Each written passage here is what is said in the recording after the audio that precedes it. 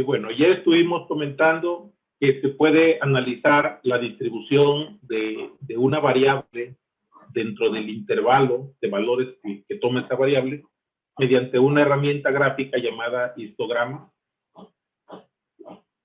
Ese histograma de alguna manera nos permite determinar cuál es el valor más probable y también qué tanto esperamos que la variable tome valores dentro de cierto intervalo.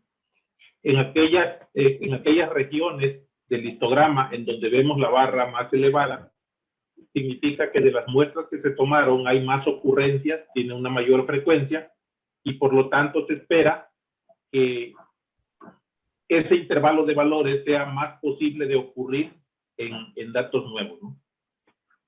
Lo primero que podríamos hacer es tratar de modelar toda esta infinidad de datos que tenemos mediante una ecuación, mediante un modelo matemático. Y uno de los modelos que más se utiliza es el modelo gaussiano, que considera a las variables como variables continuas y por lo tanto pueden asumir cualquier valor de un intervalo.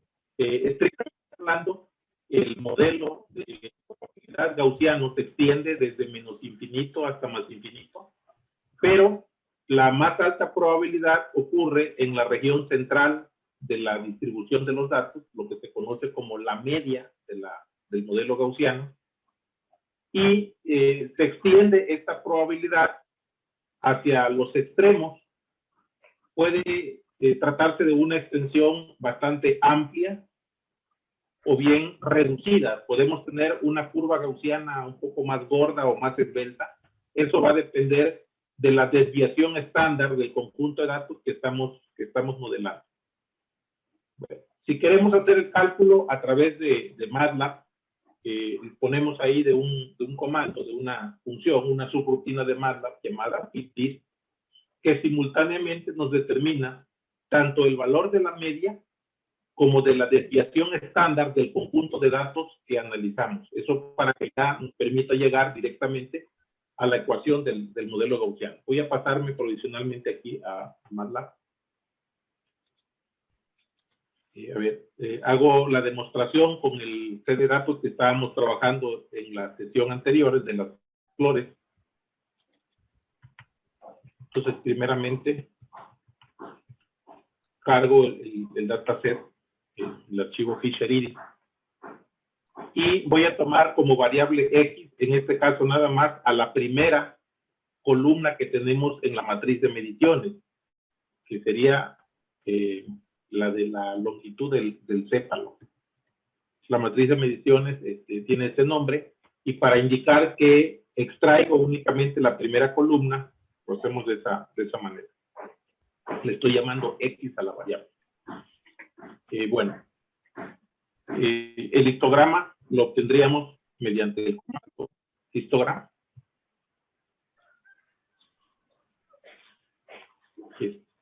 Más o menos como este que estoy mostrando ahí.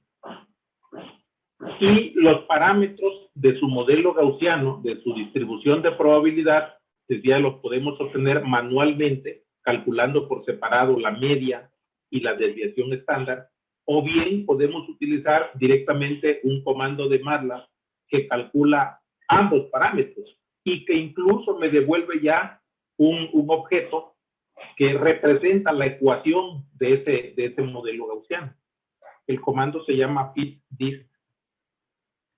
Entre paréntesis tendría yo que proporcionarle como argumentos, primeramente, el conjunto de datos que queremos modelar, en este caso la variable X, y luego el tipo de distribución al que queremos que MATLAB ajuste los datos.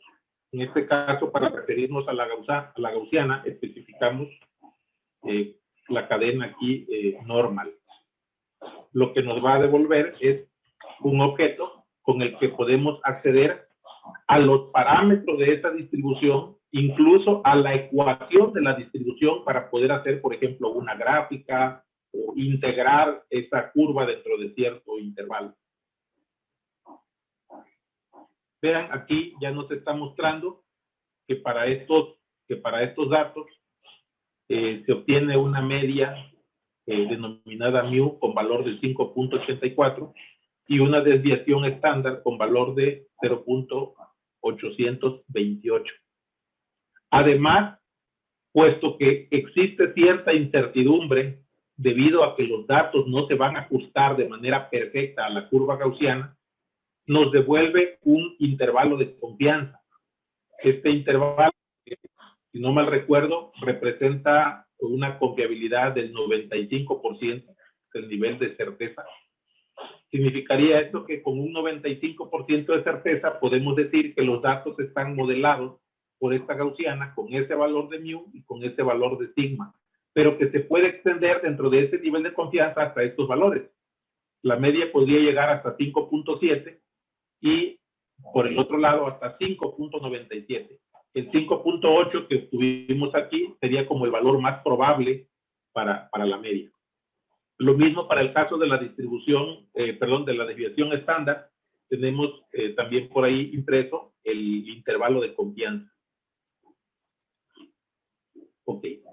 Si quisiéramos nosotros calcular qué probabilidad existe de que la variable, en este caso X, tome valores dentro de un determinado intervalo, desde el punto de vista matemático, lo que debemos hacer es calcular la integral bajo el área de esa función de distribución gaussiana.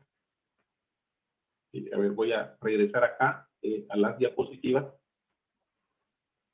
Eso nos lleva al concepto de lo que se llama distribución de probabilidad acumulada.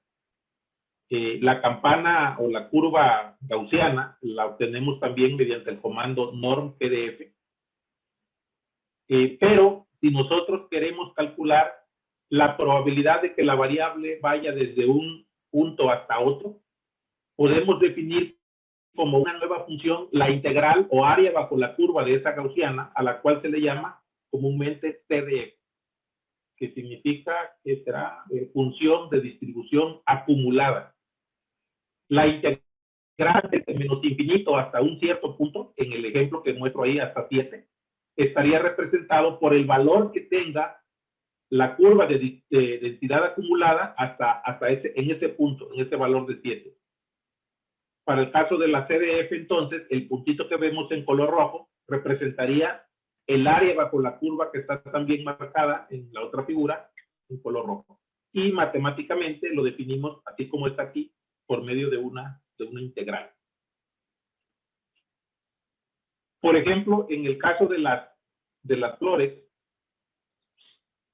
si quisiéramos conocer la probabilidad de que una determinada flor tomada al azar tuviese una longitud de sépalo menor que 7, tendríamos que calcular la integral o área bajo la curva desde menos infinito hasta 7.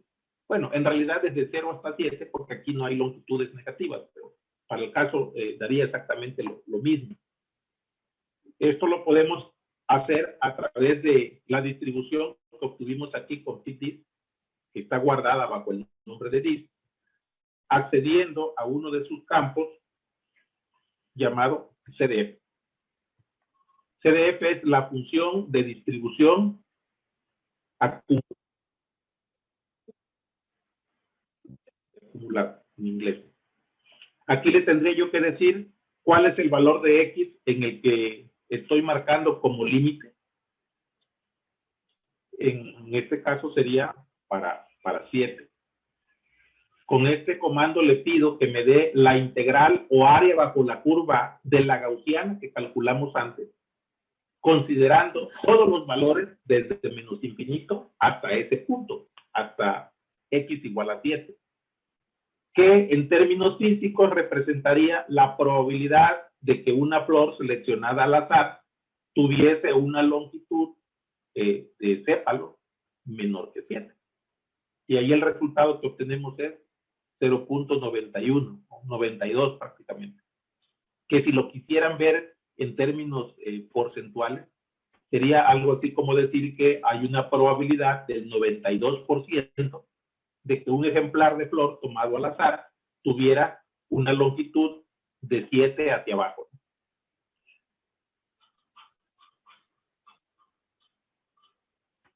Si queremos calcular la probabilidad, pero no empezando desde 0 o desde menos infinito, sino a partir de un valor distinto de 0, por ejemplo, la probabilidad de que una flor seleccionada al azar tuviese longitudes entre 4 y 7 centímetros,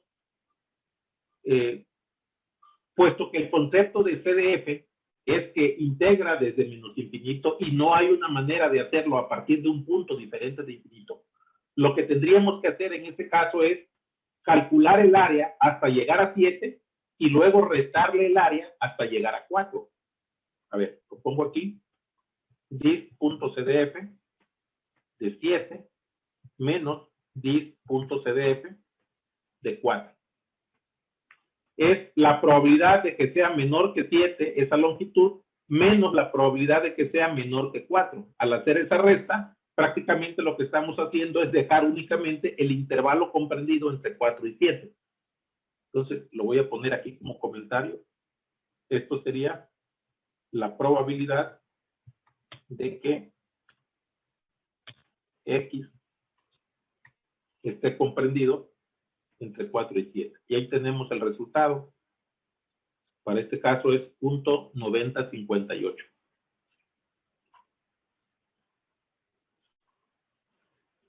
Entonces, de esta manera es como calculamos nosotros las probabilidades de que una variable tenga valores comprendidos en un intervalo a través de la distribución obtenida mediante nosotros.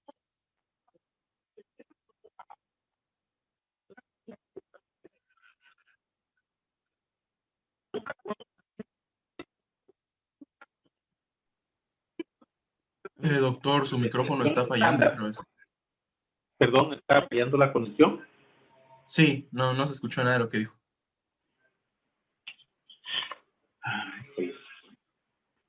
Desde que se fue a la distribución normal, ahí empezó a fallar. Okay. Déjenme, igual a lo mejor me cambio ahorita de computadora. A ver, Sí, si lo último que se escuchó bien fue la probabilidad entre 4 y 7. Eso sí se escuchó bien. Bueno, mire, voy a salir de esta computadora. Voy a cambiar a otra. Espero y no sea la conexión de internet. Voy a abandonar un momentito la sesión. Pues ahí ya se está escuchando bien. No sé si quieres seguir ahí. Ah, bueno. Ok. Seguimos entonces un rato. Y si no da problemas, ya veo hacer el cambio a la hora del receso. Bueno. La otra forma, decía, es que calculáramos de manera separada la media, la desviación, y que con ella nosotros construyéramos la distribución de probabilidad. A ver, para la media, denominada generalmente mu, la podemos calcular mediante este comando. Y para la desviación estándar, nombrada normalmente sigma, la podemos obtener con el comando std. Con eso luego nosotros construiríamos, ya sea a través de la ecuación exponencial de la función gaussiana, o bien en MATLAB mediante el comando norm PDF. Norm PDF nos da la función de distribución, la que luego para calcular las probabilidades tendríamos que integrar. Si queremos que nos devuelva ya el valor de la integral, entonces en lugar de PDF utilizamos PDF. Por ejemplo, la probabilidad de que la variable X tome valores de menos infinito a 7, con este comando norm PDF lo generamos de esta manera. Aquí es necesario decirle cuál es el valor de mu y cuál es el valor de sigma, porque no construimos el objeto de distribución como lo habíamos hecho con el comando anterior. Entonces, aquí le decimos, para una distribución con estos parámetros, dime cuál es la integral hasta llegar al valor de x igual a 7. Y aquí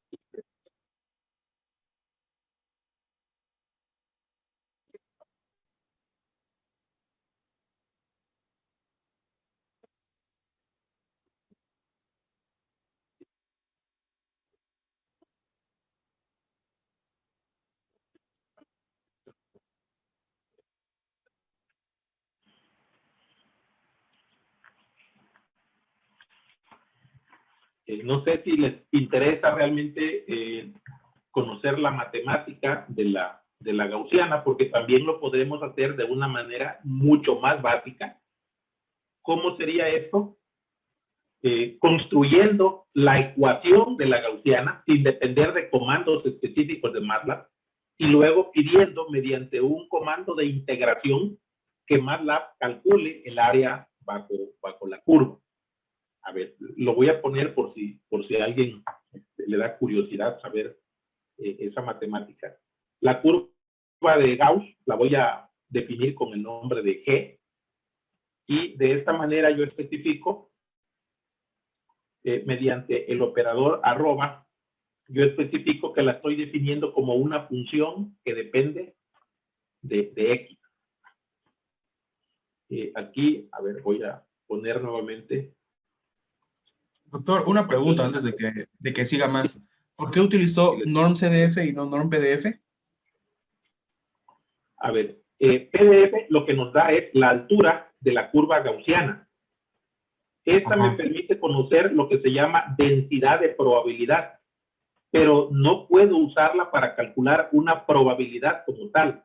La probabilidad siempre se calcula en un intervalo y para eso tiene que ser integrada dicha función de densidad. Entonces, la integral ya me la devuelve la función norm CDF sin que yo tenga que pasar manualmente por ese proceso de integración. Y por eso es que entonces norm PDF, ¿cuándo lo usaría? La vamos a utilizar un poco más adelante cuando veamos un concepto que se llama verosimilitud, conocido como likelihood. De hecho, para efectos de hacer clasificación de muestras en diferentes clases, lo que se utiliza es la PDF, no la CDF. Ahí vamos a explicar un poco más adelante la diferencia. Vale, gracias. Ok, entonces voy a hacer el cálculo ahorita de este mismo valor, pero metiéndonos a las ecuaciones pues, de la curva gaussiana. Es 1, la fórmula que mostré anteriormente, es 1 entre sigma y dividido también entre la raíz cuadrada de 2pi y multiplicado por una exponencial. Es la exponencial del negativo de x menos mu elevado al cuadrado y dividido entre la desviación estándar sigma elevada también al cuadrado. Esta es la ecuación que define a la curva gaussiana. Si queremos salir aquí un poco de dudas de que efectivamente esa función define la campana de Gauss, vamos a hacer una gráfica con el comando fplot de MATLAB. Le estoy pidiendo que la función definida en G la grafique en el intervalo, por ejemplo, de menos 5 a 5. Y lo que obtenemos es esta, perdón, no tendría caso aquí, la media de estos datos estaba creo que como en 6, ¿no? Entonces, en lugar de graficarla de menos 5 a 5, la voy a graficar de 0 a 10. Ahí está, miren. Lo que estamos mostrando ahí es que efectivamente esta expresión que contiene la exponencial de x menos mu al cuadrado entre sigma cuadrada define a la función gaussiana. Y si quisiéramos calcular la integral de dicha función,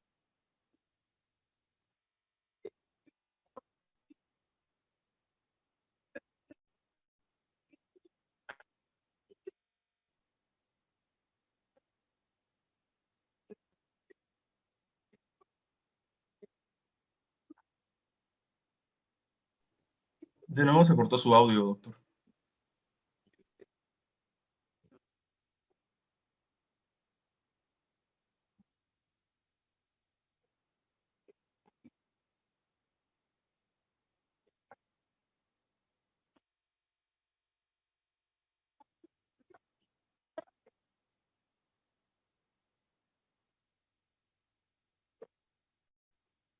Respecto a la variable X, con la discretización que tenemos aquí, que integre a la G de X, es decir, que integre a la gaussiana.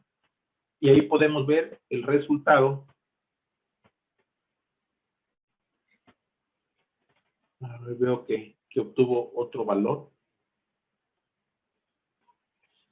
El valor aquí es 0.6895 y el que se supone teníamos que obtener era 0.9058. Ya. Tiene un error. Acabo de ver acá la fórmula de la gaussiana.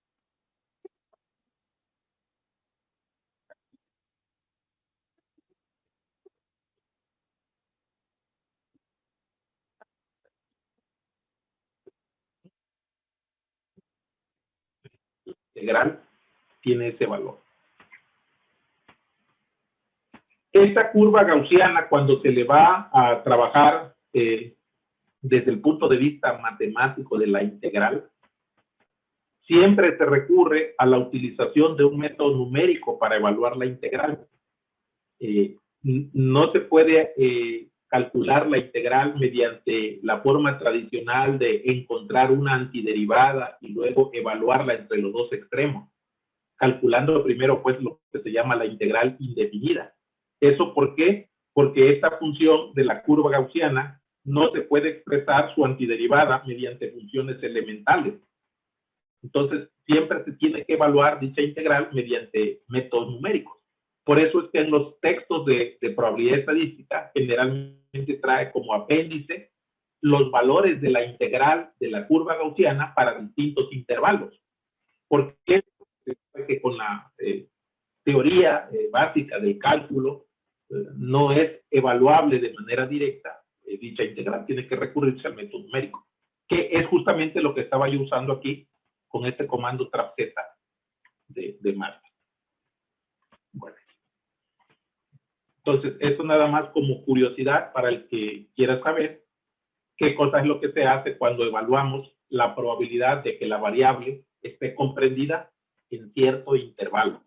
Es simplemente calcular el área bajo la curva de su distribución de probabilidad, que en este caso estamos usando el modelo gaussiano, ¿no? Regreso entonces aquí a la diapositiva. Vamos a irnos al ejercicio que habíamos comentado el día de ayer y luego regresamos para hablar de las distribuciones donde existen varias variables independientes, como la que estoy mostrando acá. Por lo pronto, nos quedamos únicamente con probabilidades donde solo existe una variable. Y bueno, antes de que yo me pase a MATLAB Grader para hacer ahí el ejercicio, déjenme mostrarle qué es lo que vamos a hacer aquí desde la ventana de comandos de MATLAB. Miren, vamos a trabajar en el ejercicio de MATLAB Grader utilizando la base de datos de la información del COVID-19, la Secretaría de Salud del Gobierno mexicano. Esta Secretaría de Salud publica o actualiza periódicamente, creo que lo hace todavía día con día, la base de datos del historial de todas las personas que se han contagiado de COVID-19, lo que resultó de su estudio, que se le hizo el estudio clínico. Tiene además información relacionada con la edad de cada paciente, el estado o la entidad federativa de donde es originario. El estado, creo que lo que en otros países le llaman la provincia. Y mucha información más, como por ejemplo si es soltero, si es casado, si tiene comorbilidades, es decir, si sufre de alguna otra enfermedad como por ejemplo diabetes, hipertensión. Todo eso está disponible en esta base de datos. Yo aquí les estoy mostrando el nombre. No tienen que anotarlo porque ya está capturado ese nombre ahí en la base de datos de MATLAB, en el ejercicio, perdón, de MATLAB Grader. En este caso se refiere que voy a utilizar ahorita a la fecha del 30 de abril del 2020, cuando todavía existían relativamente pocos casos. No sé, eran miles de casos. Actualmente, de los que han sido estudiados por el gobierno mexicano, ya son millones de casos y la base de datos es bastante pesada, de tal manera que para descargarlo desde el servidor de la Secretaría nos tomaría varios minutos, y además de que está comprimido en formato zip, todavía implicaría un tiempo adicional para descomprimir esa base de datos y requeriríamos un espacio bastante grande en el disco duro. Entonces, esa es la razón por la que se escogió una base de datos ya un poco viejita. Y bueno, en la variable URL estoy guardando la dirección de internet de ese archivo, el archivo en formato zip, y mediante este comando de MATLAB, el comando web save, lo que hacemos es descargar de esa dirección hacia un archivo local. El archivo local va a quedar guardado en la carpeta de trabajo en la que estemos trabajando en ese momento. En mi caso es usuarios, Hildeberto, documentos, MATLAB. Y cuando lo hagamos en MATLAB Grader, el archivo se va a descargar en la carpeta provisional que les asignó MathWorks cuando crearon su cuenta. El archivo va a quedar almacenado en la nube, no en la computadora de ustedes, ¿verdad? Bueno, entonces el comando web save descarga el archivo, le asigna un nombre local y para evitar estar copiando el nombre, yo lo almacené aquí además en la variable zip file. Es un archivo comprimido de zip. Mediante el comando unzip, le paso el archivo comprimido y lo que me hace es extraer individualmente todo lo que estaba en el archivo comprimido a archivos locales ya de nuestra computadora. Me devuelve una estructura de archivos, porque recuerden que un solo archivo comprimido puede tener por dentro varios archivos, aunque en este caso solo es uno, pero de cualquier manera me lo devuelve como un arreglo que se llama data file. Luego, aquí le estoy diciendo que del archivo o del arreglo data file me tome el primero de esos archivos, que en realidad en este caso es el único. Y mediante el comando read table, lo voy a almacenar en una estructura de datos de MATLAB llamado tabla, que contiene ¿qué? Columnas y renglones, más o menos de la misma manera en que está guardado en una hoja de cálculo. Me lo deja ya dispuesto de manera tabular para que sea más fácil accesar a sus elementos por medio de columnas y por medio de renglones. A ver, voy a ejecutar aquí el comando para mostrar qué cosa es lo que vamos a obtener ahorita que entremos a MATLAB Grader. Bien, ya terminó de ejecutarse. T es una tabla y si queremos mostrar qué cosa es lo que contiene, bueno, no conviene mostrar la tabla completa porque son muchos registros. Voy a mostrar únicamente la cabecera de esa tabla llamada T. Le voy a decir que me imprima los primeros 5 registros, es decir, los primeros 5 renglones de la tabla. Vean qué cosa es lo que contiene. Contiene varias columnas. La primera es la fecha de actualización, es decir, la fecha en que se revisó por última vez el contenido de ese archivo. Viene también un identificador de registro, que esto es una clave aleatoria que se asigna a cada paciente.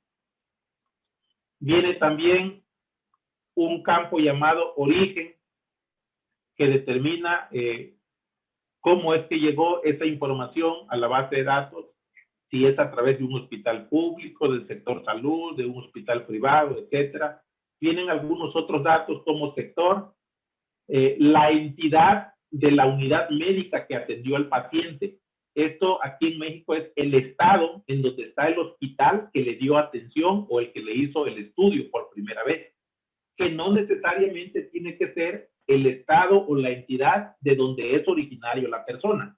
Puede tratarse de una persona originaria de Chiapas, pero que se enfermó, por ejemplo, cuando estaba en Tijuana, en Baja California. Entonces, la entidad de la unidad médica y la entidad de nacimiento no necesariamente van a coincidir. Vean, por ejemplo, aquí el segundo caso. Entidad de la unidad médica es 9, no recuerdo qué estado es el número 9, hay forma de checarlo, pero la entidad de nacimiento es 15. Eso significa que a esta persona la agarró el COVID en un lado diferente a donde generalmente él nació o donde él reside. Tenemos aquí otra que es la entidad de residencia, el municipio de residencia. Hay por ahí en la página de la Secretaría de Salud un catálogo en donde uno puede checar, por ejemplo, si el municipio está representado con un número, ¿a cuál de todos los municipios del estado representa ese número? Bueno, otro dato que viene acá, la fecha que ingresó al hospital, la fecha en que presentó síntomas, la fecha en que murió, porque muchos de ellos fallecieron. Cuando tienen una cadena como esta, indica que la persona no falleció, o por lo menos no había fallecido hasta el momento que se cerró esa base de datos. Aquí nos aparece también si fue intubado o no fue intubado, si tuvo neumonía, su edad, su nacionalidad, si estaba embarazada, etcétera, etcétera, etcétera. Entonces, esa es la información que nosotros vamos a utilizar para este ejercicio. Ahora, veamos cómo puedo acceder a cada una de esas variables para poder hacerles un análisis, para poderles sacar su media, dibujarles su histograma, etcétera. Pensemos, por ejemplo, en la variable edad. Como la tabla se llama T, para acceder al campo edad de esa tabla, que sería la columna edad, escribiríamos simplemente T.edad.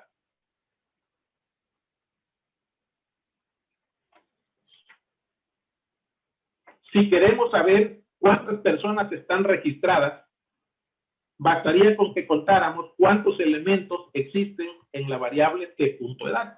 ¿Por qué? Porque se supone que cada paciente declaró una edad y por lo tanto debe tener una entrada en ese registro. Hasta ese día del 30 de abril del año pasado, habían en la base de datos 87,372 pacientes o personas que habían sido atendidas como sospechosos de COVID, que no todos necesariamente habían resultado positivos o habían sido realmente diagnosticados con COVID. Si quisiéramos saber cuántos fueron diagnosticados con COVID, tendríamos que aplicar aquí un filtro. Acuérdense que ayer comentábamos que MATLAB nos permite filtrar los elementos de una variable. En el caso de la variable edad, si nosotros colocamos aquí 2 puntos, estaríamos diciendo todos los de la variable edad. Si le colocamos 1 hasta 10, estaríamos diciendo que solamente los primeros 10 elementos, o sea, las primeras 10 entradas de esa variable. Pero le podemos colocar también una condición lógica. Mire, la condición puede salir de analizar o inspeccionar una variable de esa misma base de datos, por ejemplo, la variable resultado. Si analizamos el catálogo donde viene el significado de cada variable, el que publicó la Secretaría de Salud, ahí menciona que la variable de resultado tiene el valor de 1 cuando la persona resultó positiva a COVID, es decir, cuando fue diagnosticada como realmente contagiado de COVID mediante una prueba PCR. Tiene el valor de 2 cuando todavía no se sabe, creo, cuando está en proceso su análisis, y tiene un valor de 0 cuando ya se conoce su valor y resultó negativo. En este caso vamos a suponer que me interesaran los que fueron positivos a la prueba. Entonces aquí dentro de la expresión para el filtro le estoy poniendo que de la variable edad solamente se fije en aquellos que tuvieron un resultado igual a 1, es decir, que resultaron positivos a la prueba de COVID. Veamos, aquí nos da 19,224. Hasta esa fecha, este número de personas habían resultado positivas de un total de 87,000. Eso quiere decir que el índice de positividad, que no es más que el cociente entre estas dos cantidades, era en ese momento todavía bajo. Era menor al 20%. Si inspeccionáramos cuánto anda el índice de positividad actualmente, si no mal recuerdo, de acuerdo a lo que reportó el secretario de Salud, ya anda alrededor del 50%. Eso quiere decir que actualmente ya la mitad de los que se han hecho una prueba de COVID han resultado positivos, ¿no? Pero esto era el valor hasta ese momento. Entonces, si me preguntaran en el ejercicio cuál es el índice de positividad, yo simplemente tendría que contar cuántos elementos tienen una prueba positiva y dividirlo entre el número total de elementos. Otra manera en que también se puede contar el número de elementos que cumplen con un criterio es mediante el comando sum. ¿Por qué? Porque cuando la prueba es positiva,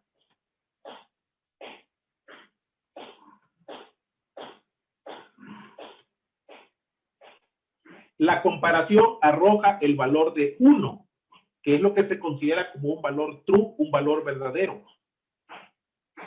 Y cuando la prueba de COVID dio negativa, que no se cumple esa condición, arroja un valor de 0. Entonces, si nada más pongo la pura condición, va a tener un valor de 1 donde sí se cumple y va a tener un valor de 0 donde no se cumple. Al sumar todo ese vector, al final lo que me va a decir es cuánto tenían el valor de 1. Es decir, cuántos habían cumplido con esa condición de que el resultado fuera positivo. Vean, ahí está otra vez, 19.224, el mismo resultado que se calcula de esta manera. ¿Ok? Bueno, entonces, esta es la forma en que nosotros podemos acceder a la información que está guardada en esa base de datos. No sé si tengan alguna pregunta hasta aquí. Les escucho. Ahorita vamos a irnos ya a la plataforma de MATLAB Grader. ¿Me dicen si hay algún comentario o pregunta?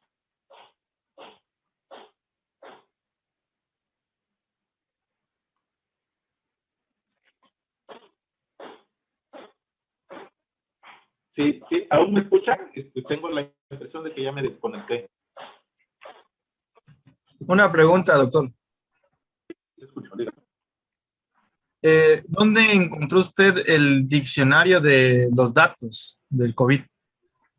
Ok, ahorita si quieren me voy a internet para que lo descarguemos.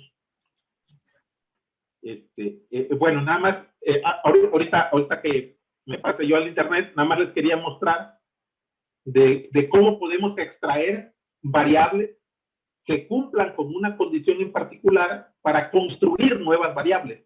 Por ejemplo, ahí t.edad se refiere a...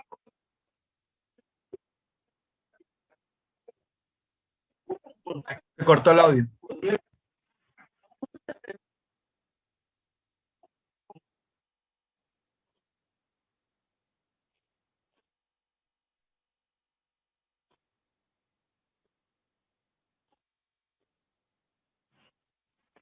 Aquí, t.edad en mayúsculas se refiere a la edad de todos los que están en la base de datos. Pero esta nueva variable que construí aquí ya solamente es la edad de las personas que cumplían con esta condición. Es decir, es la edad de las personas que resultaron positivas a la prueba. Y entonces aquí ya podríamos hacer, por ejemplo, un histograma de esta variable para saber cómo está distribuida respecto a la edad los contagios de COVID.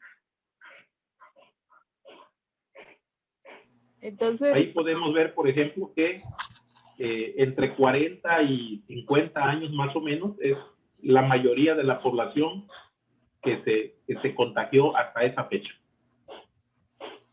una preguntita, Bueno, les voy a entonces, mostrar dónde está el diccionario. entonces después Vamos del punto, Sí, sí, dígame. entonces después del punto va el nombre del campo. Del campo. Sí. Y Primero va el nombre de la tabla, que en mi caso yo le puse T a la ¿sí? tabla, Ajá. y luego el nombre del campo, que no es más que la columna o el nombre que tiene la columna en donde está la variable que me interesa. Así es. Aquí es la variable edad de la tabla T, pero aquí le estoy colocando un filtro. El filtro es que la variable resultado de la misma tabla T tenga un valor igual a 1. Con eso restringimos únicamente a los que ya fueron positivos de COVID. Ok, gracias. Ver, entonces ese procedimiento que nos mostró es, o sea, tenemos que descargar primero el archivo en .zip para poder leer todos sus datos, ¿no? Sí. Sí, lo pueden descargar manualmente si gustan, o ahí en el ejercicio que vamos a hacer ahorita en MATLAB Grader, yo ya les puse la dirección y ahí vienen ya las órdenes de MATLAB que tienen que ejecutar para la descarga, para que ustedes ya nada más se encarguen de hacer el resto del ejercicio. Déjenme ahorita busco la base de datos abierta.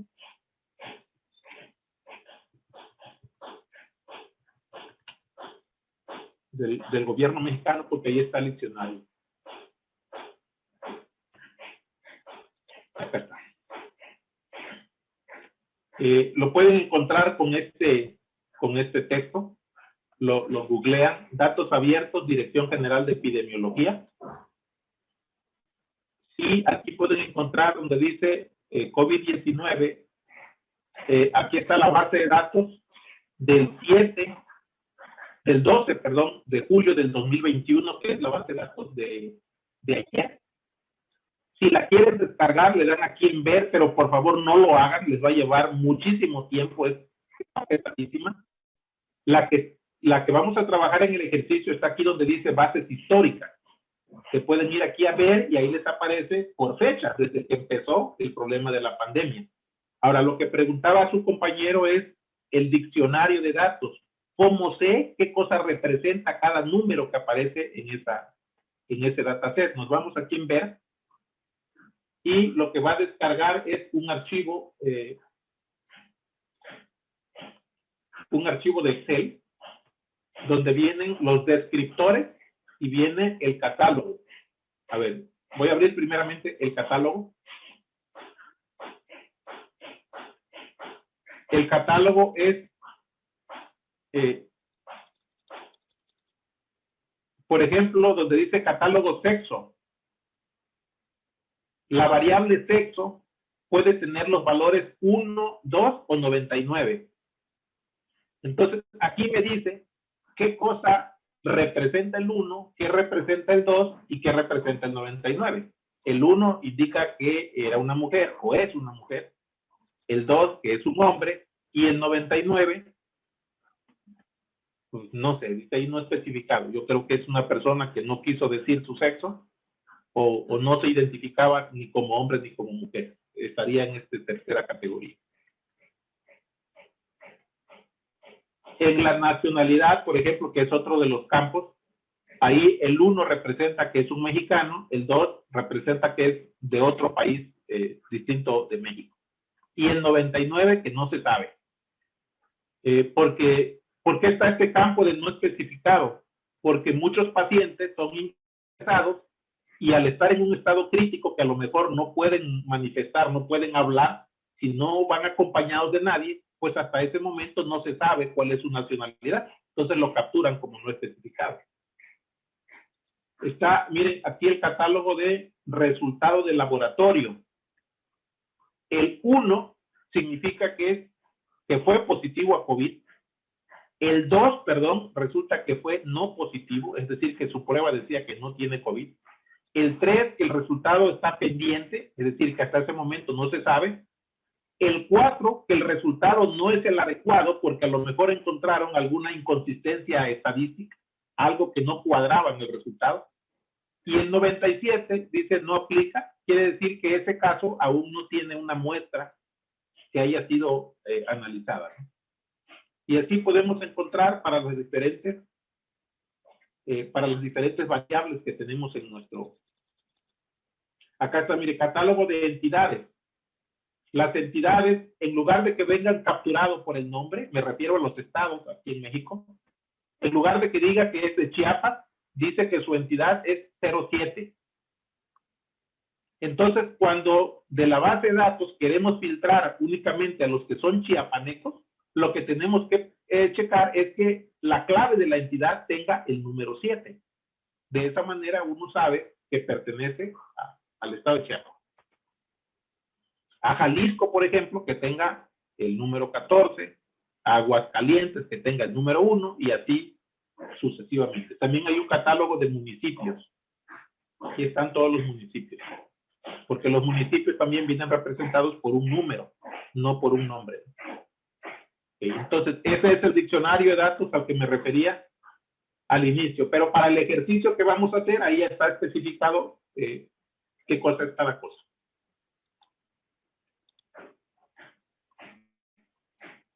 Bueno, voy a regresar. Ya me voy a ir a la plataforma de MATLAB Grader, donde vamos a hacer el ejercicio. Y esto es lo que ustedes van a encontrar como descripción de la actividad. En MATLAB Grader tendrían que dirigirse a donde está en la pestaña de contenido la sesión 1. Aparece como sesión 1 porque este ejercicio estaba previsto que lo realizáramos el día de ayer. En la descripción del ejercicio encontramos qué cosa es lo que se pide realizar. Okay, dice calcular lo siguiente. Primero, calcular el índice de positividad. Pero no solo hay que calcularlo. Se pide que dicho índice se guarde en una variable con el nombre int-post. ¿Por qué específicamente se pide esto de que se guarde con ese nombre?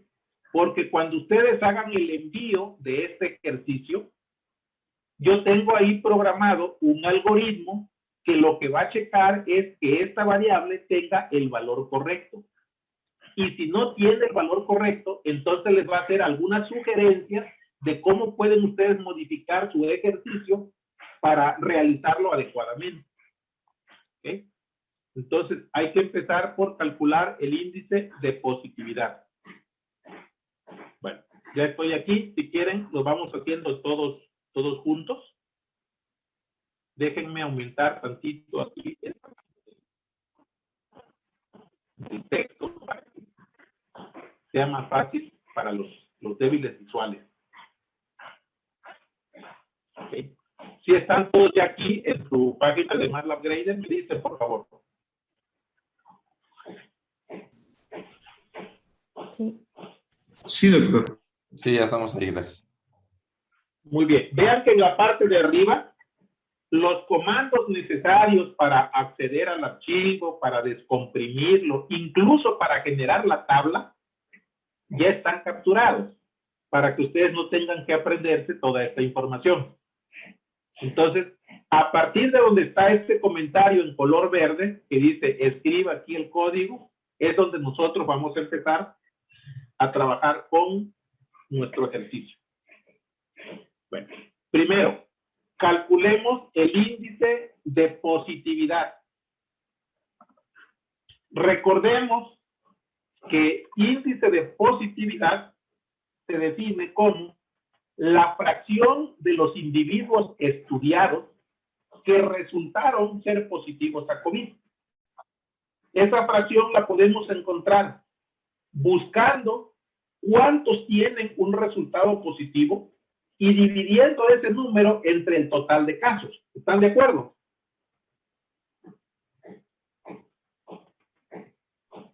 Sí, doctor. Bien. Veamos cuántos son positivos. T punto resultado igual a 1 son los que tienen un valor de prueba positiva. Si queremos saber cuántos son, vamos a sumarlos. Recordemos que al hacer una comparación como esta, nos arroja un vector de ceros y unos. 0 cuando la condición se cumple, que significa false o falso, y 1 cuando la condición sí se verifica, que significa true o verdadero. Entonces, los valores que cumplen esa condición contribuyen con una unidad a la sumatoria y los que no la cumplen no contribuyen porque el elemento al sumarlo daría 0, ¿no? Okay. Entonces, ahí sabemos cuántos son positivos. Y ahora, ¿cuántos son en total? Para ver cuántos son en total, bastaría simplemente con contarlos. Y eso se puede hacer con el comando numl, número de elementos. Número de elementos que están guardados en la variable resultado.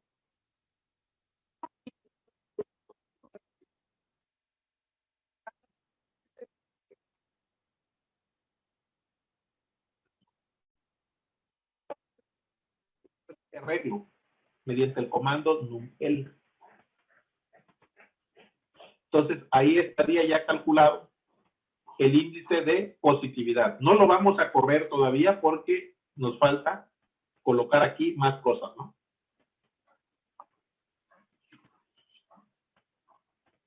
A ver, ¿alguna pregunta sobre esto primero que calculamos? El índice de positividad.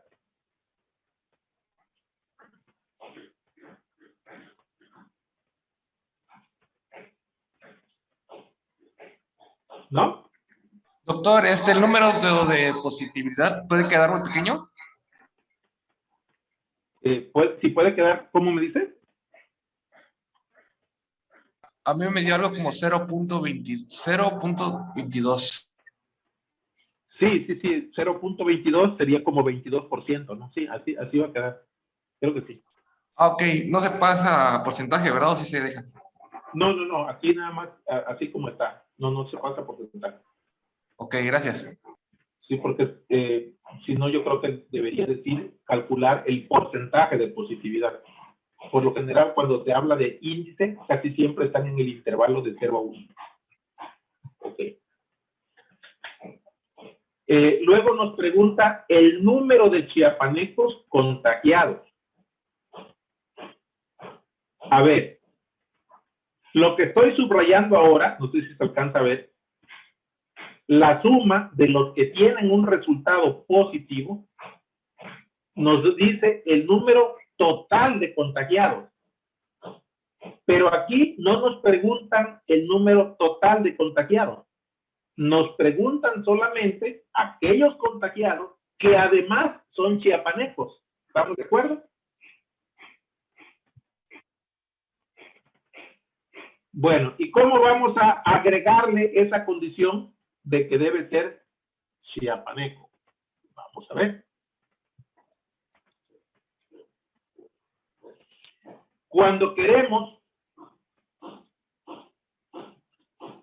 que una variable tenga varias condiciones, o cuando queremos juntar o unir varias condiciones, podemos utilizar en MATLAB este operador, que es el operador de conjunción, es el operador AND, el I, pues. Que el resultado sea igual a 1 quiere decir que está contagiado. Y que sea chiapaneco, lo escribiríamos ahora de esta manera. Entidad-NA es el nombre que tiene la variable al estado o entidad donde nació el paciente. Para que sea de Chiapas, tendría que tener el valor de 7 de acuerdo al catálogo que estábamos revisando anteriormente.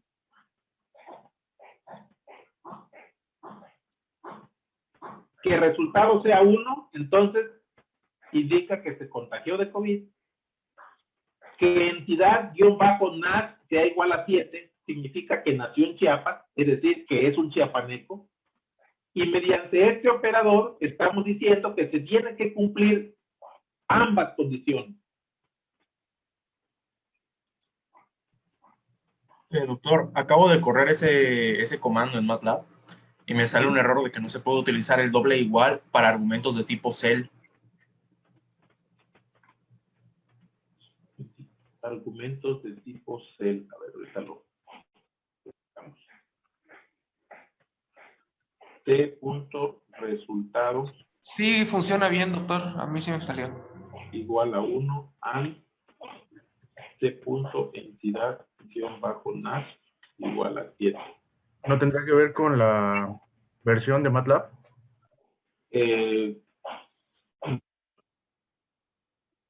Yo lo estoy corriendo en 2020 y sí corre bien.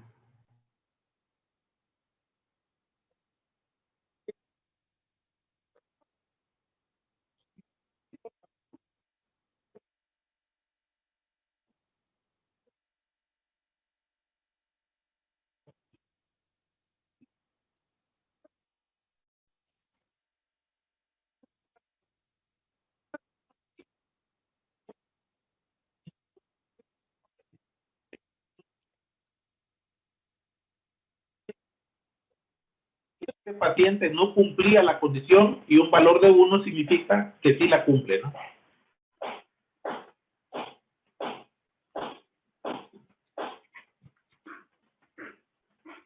Entonces le estamos poniendo la condición que el resultado sea 1 y que al mismo tiempo la entidad de nacimiento sea la 7, que se refiere al estado de Chiapas. Todavía no lo voy a ejecutar.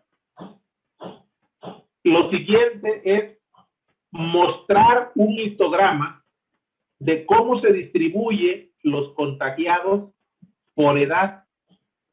Pero vean que aquí en el ejercicio 3 dice los contagiados de cualquier entidad. Ahora ya no solo los chiapanecos.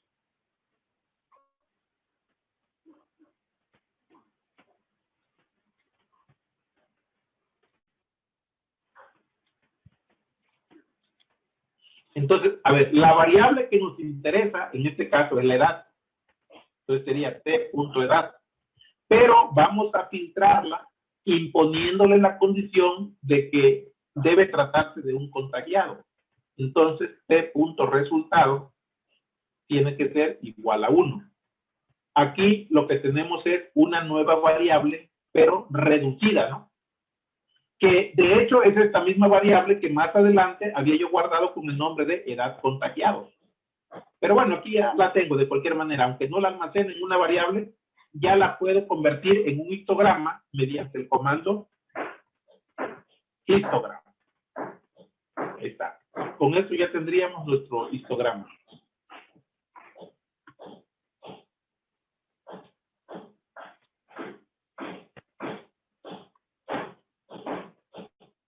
Ahora fíjese, en el último, en lo último que se pregunta, nos están pidiendo calcular la probabilidad de que los contagiados se encuentren en un cierto rango de edad, en el intervalo que va desde 40 hasta los 70 años. Como es un cálculo de probabilidad, primeramente tendríamos que construir una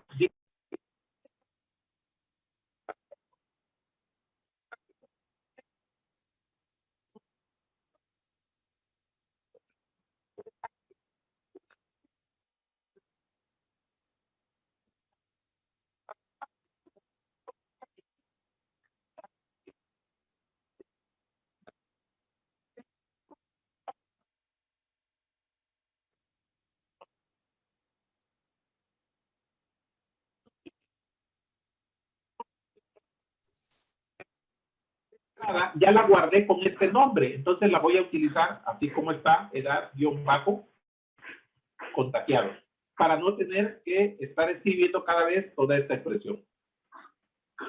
Y en el renglón número 22, ahora calculamos la desviación estándar, se puede hacer con el comando std.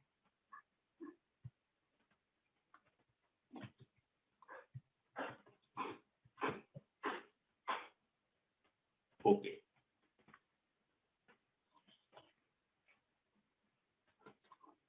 A ver, ¿cuántos datos eran?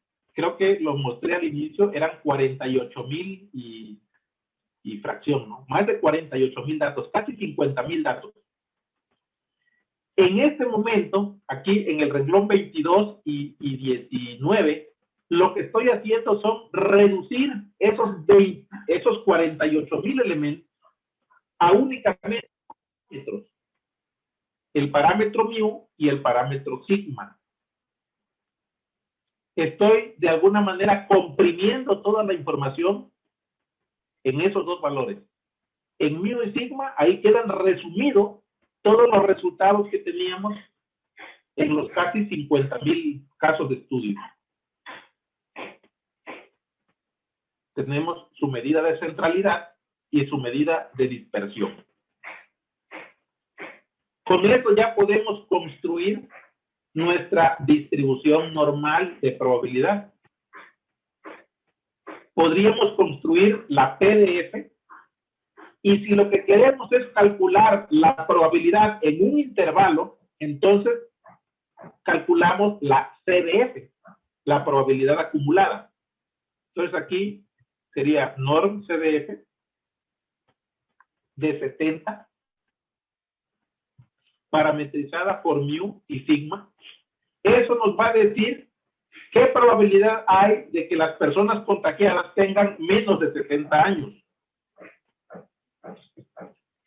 Ahora, con norm CDF 40, mu, sigma, estamos calculando la probabilidad de que los contagiados tengan menos de 40 años. Ahora, de que tengan más de 40 y menos de 70, sería únicamente la diferencia entre estas dos cantidades. Aquí lo que estamos diciendo es que para encontrar el área bajo la PDF desde 40 hasta 70, calculo primero el área hasta 70, luego calculo el área hasta 40 y al final resto estas dos áreas, para que nada más quede el área en el intervalo de interés. Y ahí terminaría este ejercicio. Todavía no lo hemos ejecutado. Parte de probabilidad. Esa sería la probabilidad de que un individuo contagiado tenga entre 40 y 70 años. Que hasta esa fecha, aquí en México, era donde se encontraba la mayoría de las personas. ¿Por qué? Porque los niños estaban resguardados en sus casas, no tenían clases y prácticamente no se habían contagiado. O si se contagiaban, hasta esa fecha los niños casi no presentaban síntomas y no ingresaban a un hospital para ser analizados. Entonces la mayoría debería estar en este intervalo. Un 90% yo creo, un poco menos. Bueno, con el botón de MATLAB. Con el botón Submit lo puedo enviar para que el instructor lo evalúe. En los cursos, generalmente, esto le llega a un profesor que va a revisar que el estudiante hizo bien su tarea, ¿verdad? Pero la idea aquí de MATLAB Grader es que el profesor no lo tenga que revisar línea por línea el código, sino que delegamos ese trabajo a un algoritmo. ¿A un algoritmo de qué tipo? Pues adivinen, a un algoritmo de Machine Learning. Justamente MATLAB Grader integra técnicas de Machine Learning para poder evaluar lo que el estudiante le envía a su profesor. Y para eso yo le doy ciertas directivas. Cuando hago el diseño de mi actividad, yo especifico que me revise algunas cosas. Por ejemplo, que me revise si el índice de positividad es correcto. Es una de las cosas que yo especifiqué en este ejercicio. También que revise si es correcto el número de chiapanecos contagiados. También que revise si está bien calculada la media y está guardada en mu, la desviación estándar, y si la probabilidad es correcta. Generalmente aquí uno especifica qué cosa es lo que queremos verificar de lo que envió el estudiante. El estudiante puede haber calculado 1000 variables en todo su código, pero no todas esas parecen relevantes para verificarlas. Entonces aquí el instructor o profesor determina qué cosa quiere calificar. Por ejemplo, en este ejercicio se dibujó un histograma y yo no pedí que se revisara si el histograma estaba bien hecho. Ok, si queremos saber si nuestro si nuestro ejercicio pasa todas estas pruebas antes de enviarlo, le puedo dar aquí run pretest. Si pasa todas las pruebas, entonces tengo la seguridad que al darle submit, el profesor cuando reciba el ejercicio me lo tiene que calificar bien, ¿verdad? Lo tiene que evaluar con la puntuación más alta.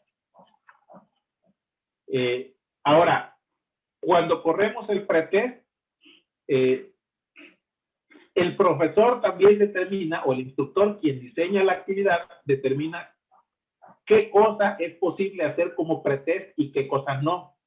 Porque si a todo le doy la posibilidad de que haga pretest, el estudiante puede estar trabajando por prueba y error hasta que logre pasar todas, aún sin entender qué cosa es lo que está haciendo, y ya una vez las pasó todas, pues lo envía. Y tiene la seguridad de que va a tener la puntuación máxima. Entonces yo también podría decidir como instructor que algunas de esas no hiciera el pretest, que no permitiera que el usuario estuviera jugando con eso a ver si le acierta el resultado. Pero aquí, bueno, como esto es un curso introductorio, pues yo le dejé habilitado el pretest de todas, ¿no? Le voy a dar que lo corra.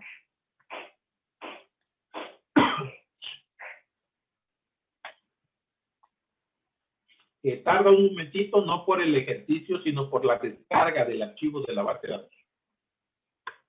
Vean que con lo que escribí, aquí dice que mi ejercicio ya logra pasar las 5 pruebas que se le hacen. Tienen una palomita en color verde, todas ellas. Si alguna de las pruebas no hubiera pasado, aquí me marcaría qué cosa es lo que no está bien calculado. Por ejemplo, Doctor, mire, una le voy a pregunta. poner aquí que en lugar de restar las probabilidades acumuladas, le voy a pedir que las sume esas probabilidades. Y voy a volver a hacer la prueba. Aquí esto es intencional, nada más para ver si realmente detecta que hice mal el ejercicio.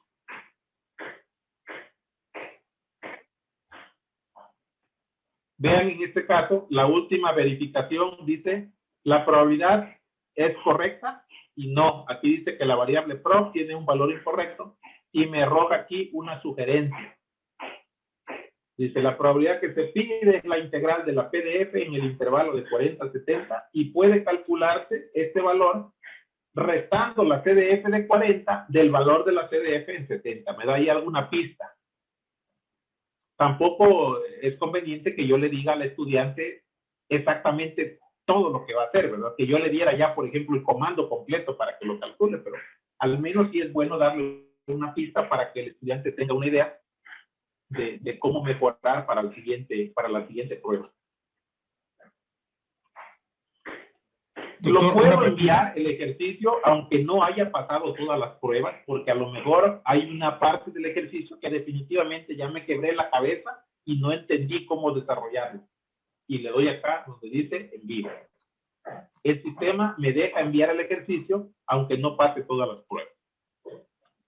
Ya cuando el profesor revise la base de datos, ahí va a encontrar que el estudiante o el participante fulano de tal solamente logró acreditar 4 de las 5 pruebas que se le pusieron.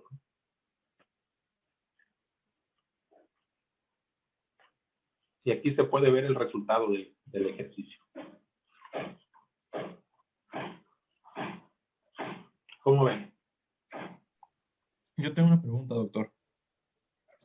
Yo intenté cambiar ahí en lo que usted tiene en la línea 12, en lugar de utilizar Zoom, la función numel para obtener el número de chaparecos contagiados.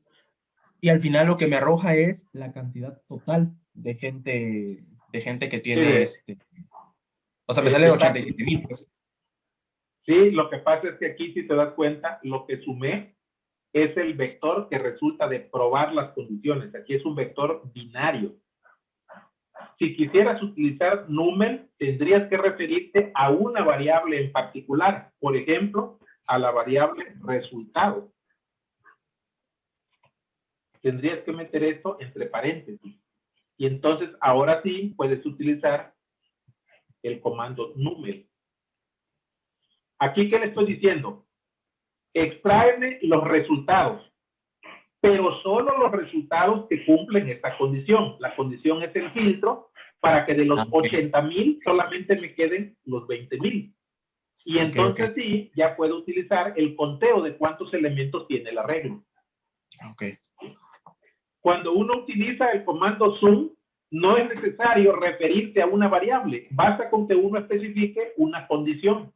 Que bueno, en esta condición puede ir una variable, pero aquí le estoy diciendo, dame el número de resultados que satisfacen esta condición. O también le podría yo decir el número de edades que satisfacen esa condición. Y el resultado va a ser el mismo.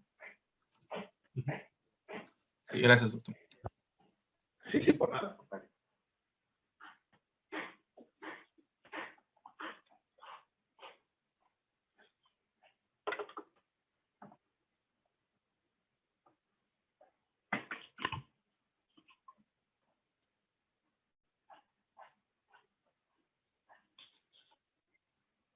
¿Les gustaría saber si las mujeres se contagian más que los hombres? Pueden agregar ahí un comando adicional, ¿no? Calcular un índice de positividad para las mujeres y por aparte un índice de positividad para los hombres.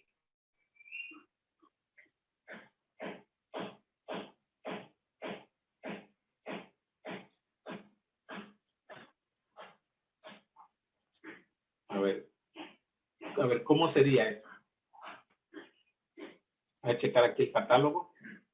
El sexo es 1 para mujeres y 2 para hombres. Índice de positividad ahora tiene que incluir dentro del filtro el sexo. Aquí le pongo y que sexo sea igual a 1.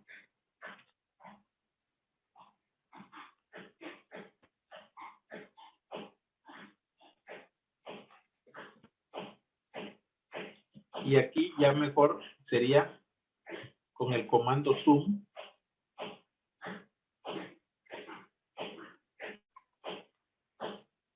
de t.resultado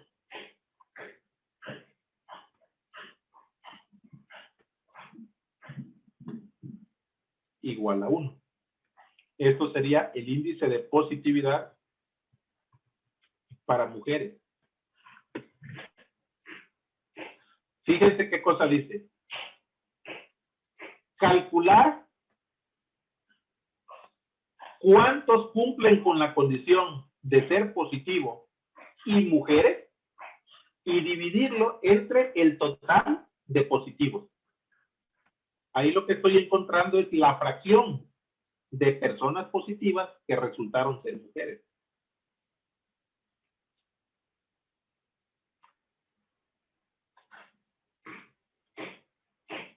Bueno, ya pueden ustedes combinar pues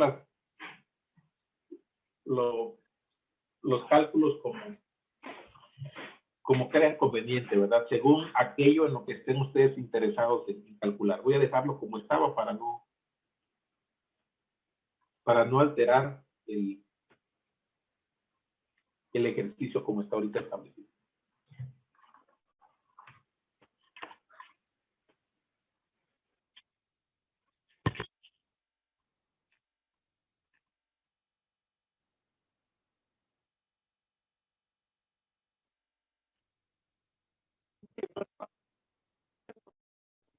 Lo escribí mal, ¿verdad?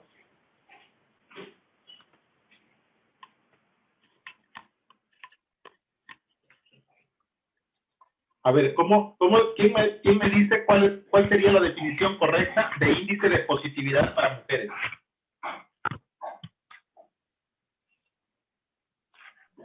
Ahí haría falta filtrar en el total, ¿no? O sea, numel t resultado y entre paréntesis t sexo igual a 1. Sí, a ver, sería el número total de mujeres contagiadas divididas no entre el número total de casos, sino entre el número total de mujeres estudiadas.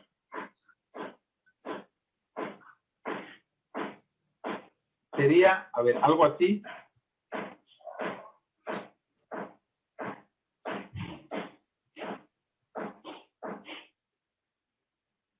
Algo así pienso yo. En el denominador estamos calculando del total de la base de datos cuántas son mujeres.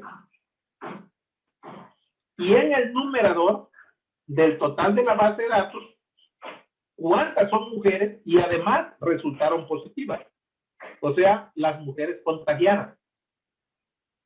Las mujeres contagiadas entre el total de mujeres, eso sí, nos daría el índice de positividad de mujeres.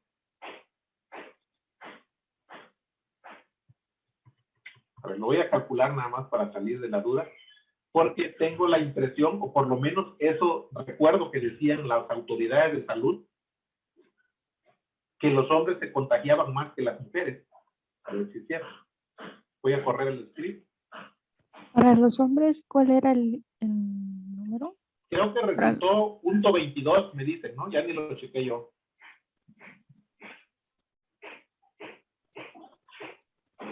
Sí, creo que era punto 22 el total el índice global, pues, donde se consideraban mujeres y hombres. Ah, sí, pero Sí. ¿le da usted sexo 1 Aquí- para mujeres y para hombres? No A ver, recuerdo. para hombres lo vamos a calcular también. A ver.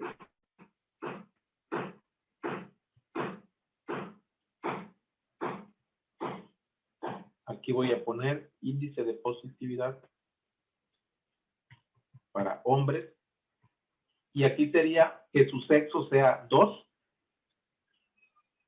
Y aquí también que su sexo sea 2. Recordando que en el catálogo, sexo igual a 2 indicaba hombre, ¿no? Ok, voy a correrlo para salir de una vez de dudas de lo que decía la Secretaría de que los hombres estadísticamente se contagiaban más que las mujeres. Sí, miren. El índice de positividad de mujeres, punto 18, y para hombres, punto 25.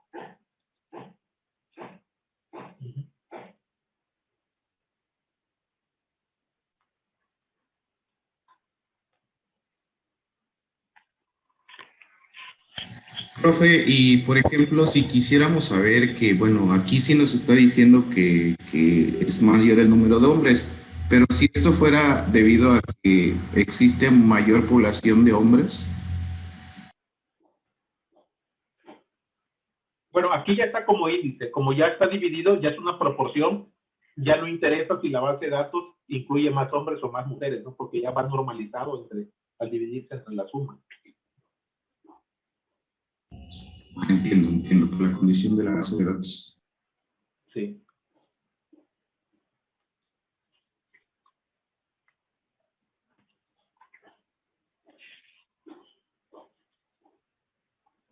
Ahora recuerden que no todo es solo estadística, ¿no? Aquí hay muchas cosas que se deben interpretar y eso, al hacer un diagnóstico, más adelante lo vamos a ver en el diagnóstico de fallas, pero en este caso también en el diagnóstico de un problema. A veces las estadísticas son muy frías y no te dicen más allá de un simple número. Por ejemplo, ¿por qué el índice de positividad es mayor en los hombres? Podría deberse a muchas causas.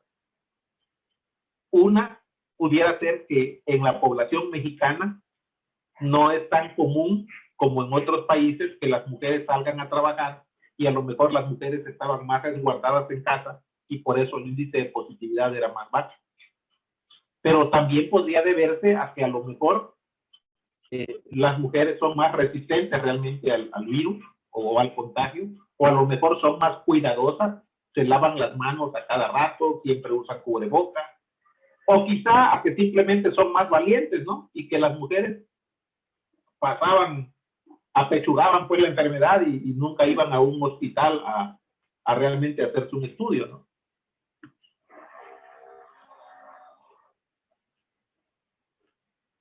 Entonces, todo eso, pues la estadística no lo va a decir, ¿no? Hay mucha cosa que siempre queda a la interpretación.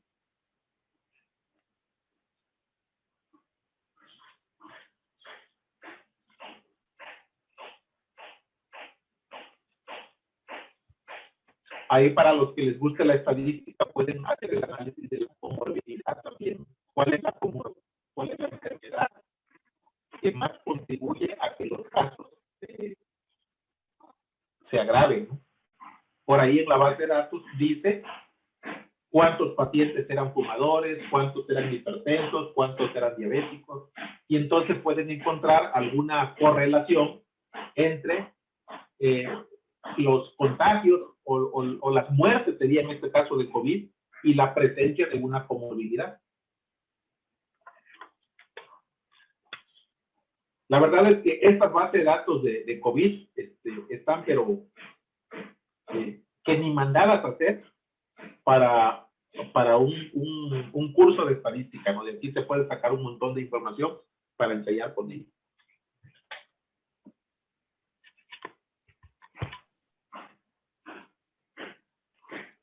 Del script, por favor, en pantalla.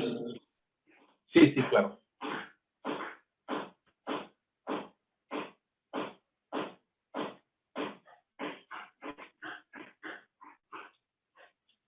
Voy a dejar otra vez como estaba originalmente aquí el código para los que todavía lo están desarrollando.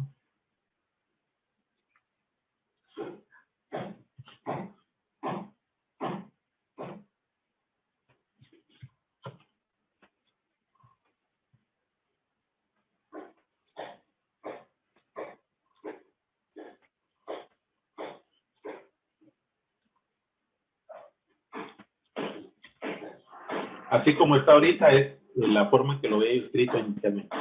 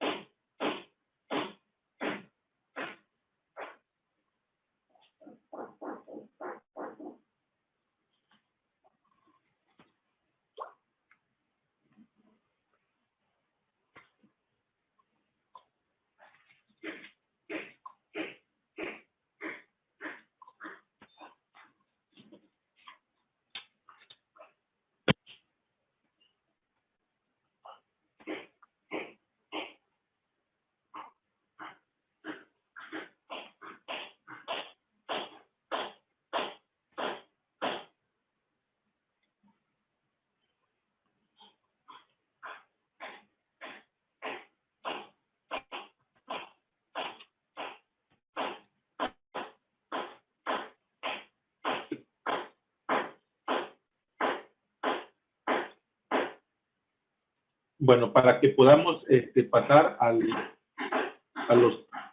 continuar con el tema y siguientes ejercicios, voy a copiar ahorita el código y se los voy a compartir ahí en el chat de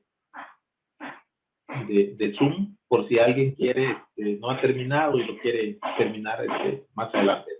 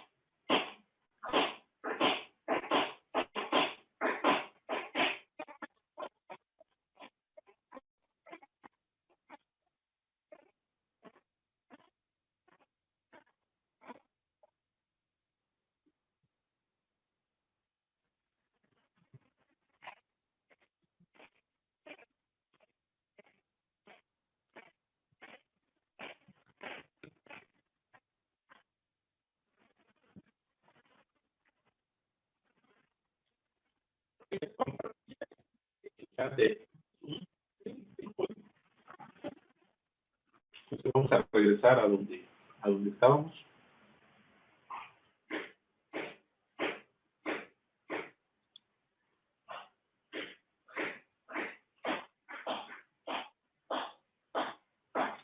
Vamos a hablar ahora de las distribuciones de probabilidad en donde existen varias variables independientes involucradas. En el ejemplo de las flores, tenemos 4 variables independientes, que son las 4 columnas que tiene la matriz X. Y en la mayoría de los problemas de aprendizaje automático, tenemos típicamente de 10 variables en adelante. Así que trabajar densidades de probabilidad donde solamente existe una X, pues realmente no tiene mucha importancia, porque casi siempre la densidad de probabilidad involucra varias variables.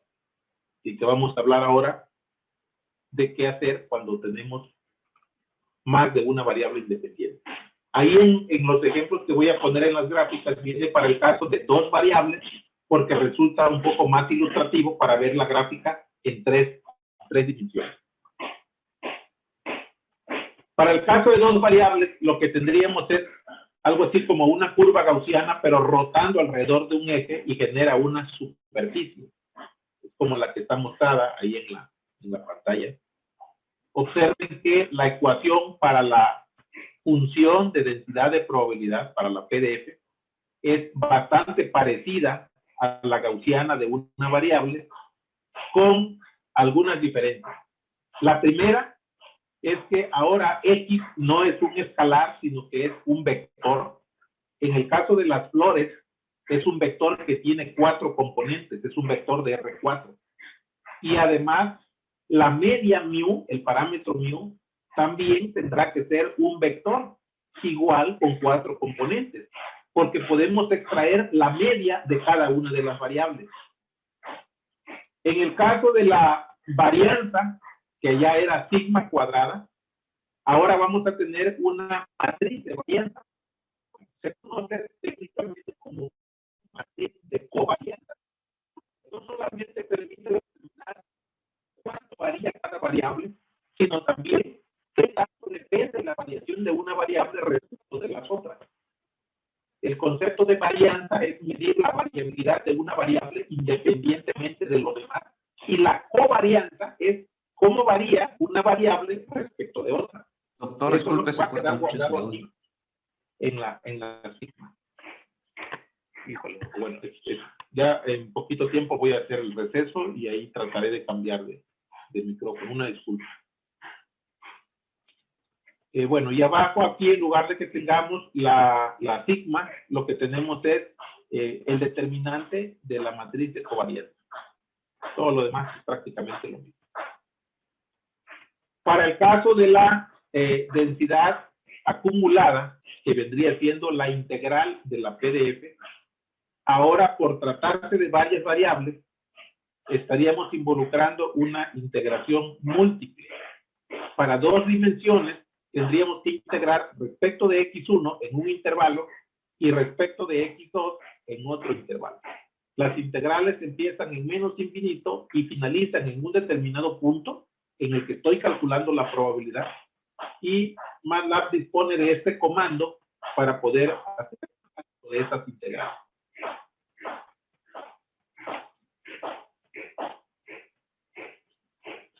Veamos esto con el ejercicio de las flores. Entonces, me regreso aquí a MATLAB y voy a empezar nuevamente de cero.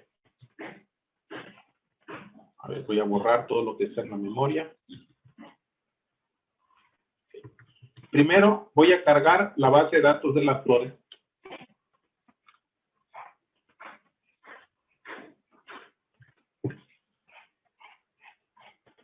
Y voy a extraer únicamente las 2 primeras columnas de la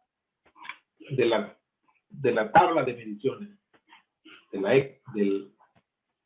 las measurements. Le voy a llamar X1 a la primera columna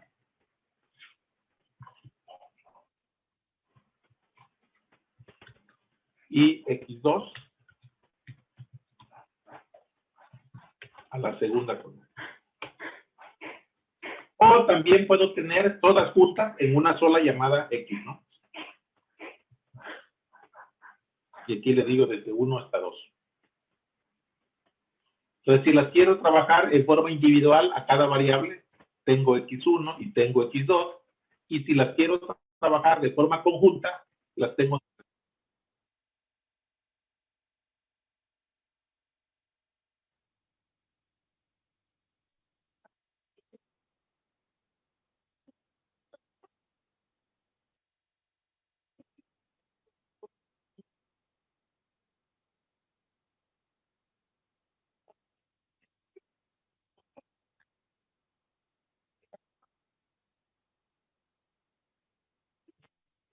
Va a ser un vector que contiene dos valores. El 5.84 sería la media de la longitud de céfalo y el 3.05 es la media de la anchura de céfalo. Para la covarianza, que le llamamos sigma, la podemos obtener con el comando cov aplicado también sobre X, sobre la matriz de mediciones, que, insisto, en este caso solo me estoy fijando en las primeras dos columnas. Vean que la covarianza es una matriz, no es un vector.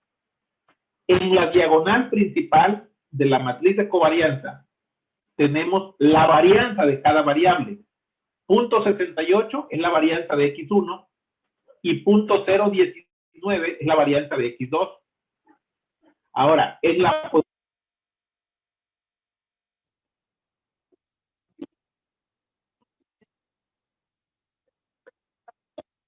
conjunta de la X1 y la X2. Es decir, de qué manera la variabilidad de X1 influye en la variabilidad de X2 o viceversa. La variabilidad de X2 contribuye a la variabilidad de X1. Cuando se construya la densidad de probabilidad, para este caso de dos variables, tenemos que proporcionar esta mu y esta sigma. Más la tiene aquí, les decía, este comando es MBNPDF. En caso de que uno quiera calcular la densidad de probabilidad. Y si uno quiere calcular la integral de esta densidad para un intervalo, entonces tenemos MBNCDF. ¿Okay? Bueno. Doctor, una pregunta. Sí, le escucho. ¿En qué casos esa matriz de covarianza se diagonaliza? Es que yo he visto en algunos ejercicios, digamos, en algunos temas, que diagonalizan esa matriz de covarianza. ¿Tiene propósito o es ya para una aplicación específica? Qué pena la redundancia la pregunta, ¿no? Pero es que a veces... No se preocupe. Uno no puede diagonalizar nada más de forma arbitraria la matriz de covarianza, porque esa covarianza es una propiedad de los datos. Lo que puede hacerse es representar los datos en términos de una nueva base, se llama. Eso es justamente lo que ocurre en el análisis de componentes principales, en el PCA. Cuando se hace un cambio de base de los datos, el mismo espacio vectorial, que en este caso sería un espacio vectorial de R2, se transforma en otro espacio R2, pero con una base distinta. Entonces lo que puede ocurrir es que en términos de la nueva base, las variables X1 y X2 queden desacopladas. Así es como de hecho ocurre con el PCA. Quedan nuevas variables ortogonales, se dice, u ortonormales. Eso quiere decir que la información que contiene la primera componente ortonormal no la contiene la otra. Son componentes completamente independientes. Cuando se hace eso, la matriz de covarianza ya queda diagonal. pero es cuando los datos ya sufrieron una transformación, en este caso la transformación del PCA.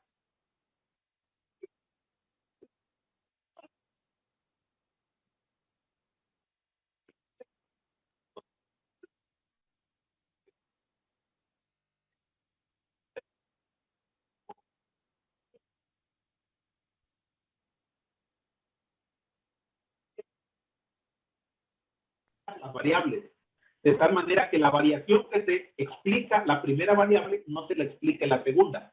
Es como si un vector lo pusiera en sus componentes ortogonales. Sacas una componente en la dirección de X dependiente de la otra. En ese caso, lo que va a ocurrir es que la matriz de covarianza ya queda en forma diagonal. Gracias, doctor. Si me permite, ahorita puedo mostrarle a qué me refería, aunque después vamos a hablar del PCA. A ver, mire. Aquí.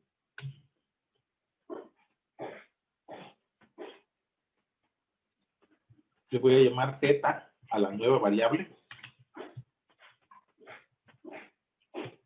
Con este comando de MATLAB, yo estoy haciendo un cambio de base, representando los datos en términos de una nueva base ortonormal. Y a las coordenadas relativas a la nueva base, le estoy llamando aquí Z. X eran los datos originales y Z son los datos ya transformados respecto a la nueva base. Si yo sacara la covarianza de las variables ya transformadas, observemos qué pasa. Aquí podemos observar que para los datos transformados, en la diagonal principal tenemos valores distintos de 0 y fuera de la diagonal los valores son 0. Eso quiere decir que la primera componente de Z, que sería Z1, no guarda en absoluto ninguna relación con la segunda componente Z2. Existe varianza de cada una de ellas, pero no existe covarianza. Es decir, ya son componentes independientes. Es como cuando le decía yo, como cuando un vector lo descomponemos en X y Y, que cada uno de ellos va por un lado completamente distinto, o cuando una función periódica la descomponemos en senos y cosenos, en una serie trigonométrica de Fourier, ¿no? Lo que explica una componente no lo explica la otra. Estamos como desacoplando las variables. Esto los de control lo hacen también cuando una representación con variables de estado de un sistema lineal, la matriz dinámica, la diagonalizan mediante una transformación con los eigenvalores y eigenvectores. Es exactamente lo mismo que pasa ahí, que las variables de estado se desacoplan. En este caso, lo que se están desacoplando son las componentes de la matriz de medición. Bueno, entonces, a ver, voy a regresar otra vez a lo que estaba.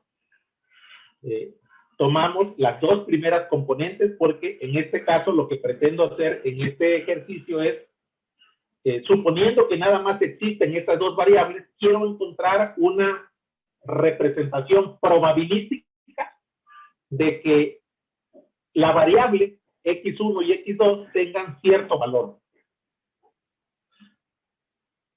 Ok, entonces encontramos su mu y su sigma.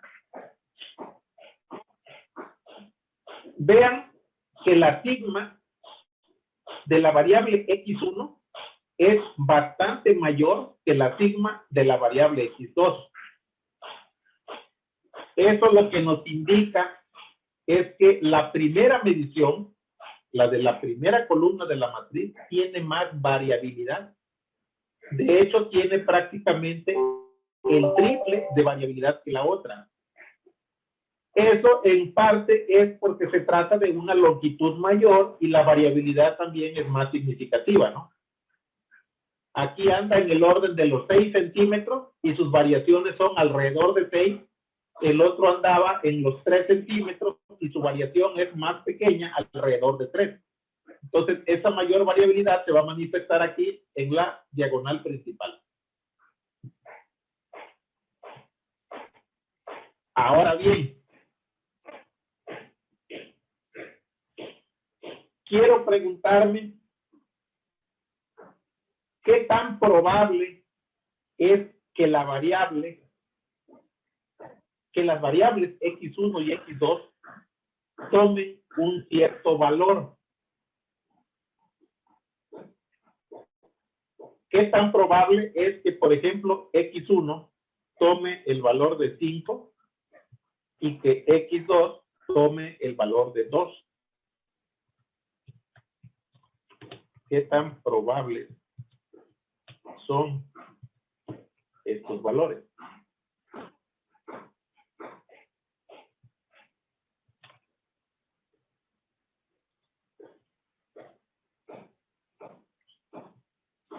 A ver, que específicamente tome el valor de 5 y que la otra tome exactamente el valor de 2, la probabilidad es muy baja. De hecho, es prácticamente cero.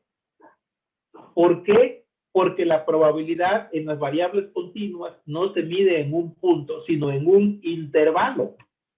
Aquí más bien lo que tendría que preguntarme es ¿qué tan probable es que la variable x1 se encuentre entre 5 y 6, por ejemplo, y que la variable x2 se encuentre entre 2 y 3, o entre 2 y 2.1? Pero la probabilidad debería calcularse sobre intervalos o sobre regiones, no sobre puntos en específico. Probabilidades calculadas en un punto, estrictamente hablando, deberían dar 0, porque el área bajo la curva en un solo punto es 0. Eso no quiere decir que un determinado valor no se pueda analizar respecto de la distribución de probabilidad, respecto de la PDF, respecto de la gaussiana, pues, de la campana. Sí se puede analizar, pero lo que se analiza, estrictamente hablando ahí, no es la probabilidad de ocurrencia de ese valor, sino lo que se conoce como verosimilitud. La verosimilitud viene siendo como es muy complicado explicarlo. Sí, a ver, si tenemos una gaussiana y yo mido dos puntos diferentes, dos valores de x, y los ubico sobre esa gaussiana, habrá algún punto que quede en la parte más alta de la gaussiana. Su probabilidad de ese único punto es 0, porque no es un intervalo, en un solo punto su probabilidad sería 0. Pero sí puedo saber que por el hecho de estar en la parte más alta de la gaussiana, es más probable que ocurra del otro valor que está en la parte baja de la gaussiana. Se dice que tiene una mayor verosimilitud.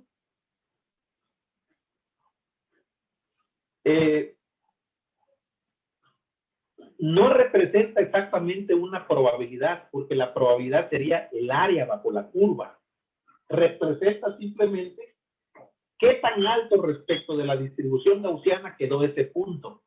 Y esa verosimilitud solo tiene sentido cuando la vamos a comparar con otro punto que pudo haber quedado un poco más abajo o un poco más arriba de la gaussiana. El término en inglés para la verosimilitud es likelihood.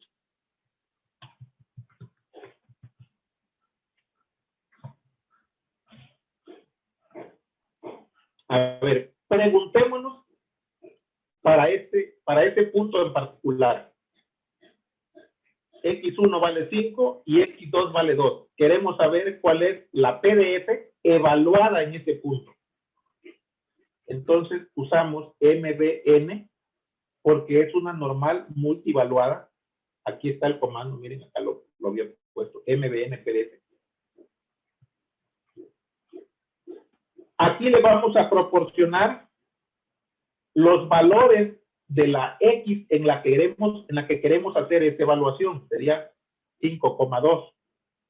Luego le vamos a proporcionar el valor de mu y el valor de sigma. Y aquí lo que va a hacer es evaluar a qué altura de la campana gaussiana quedaría ubicado ese punto 5,2. queda ubicado a 0.0099. A ver, preguntemos ahora para otro punto. Por ejemplo, para el punto 5.5 y 2.5.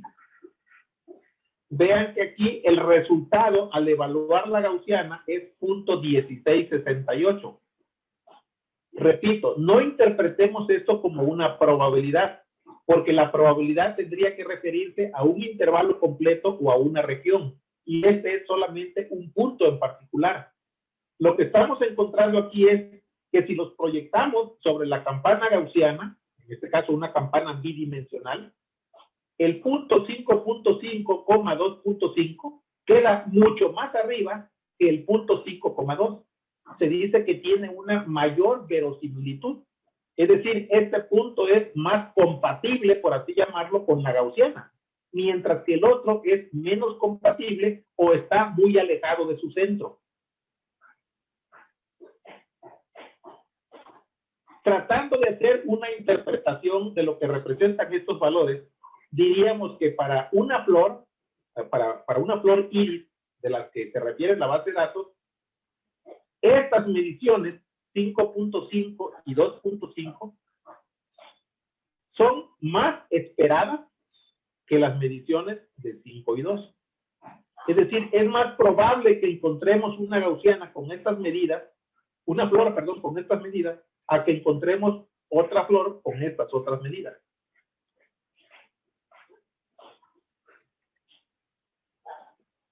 Entonces, a eso se refiere la verosimilitud, la likelihood. No calculamos ahí probabilidades. Esto no es un 16% de probabilidad. Es simplemente proyectando este punto sobre la gaussiana, estamos diciendo que quedaría a una mayor altura que cuando proyectamos ese otro punto sobre la misma gaussiana.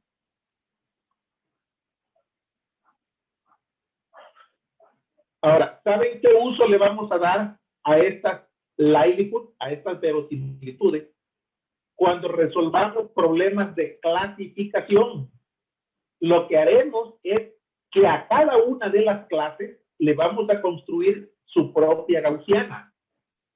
En lugar de que tengamos una gaussiana para todas las flores, vamos a tener una gaussiana para cada especie de flor. En el problema del iris, del Fisher iris, vamos a construir 3 gaussianas. Y cuando nos proporcionen una flor cuya clase es desconocida, le vamos a calcular su likelihood respecto de cada una de esas 3 distribuciones. Con la que tenga mayor parecido, en donde tenga la likelihood más alta, diremos entonces que esa nueva muestra pertenece a esa clase.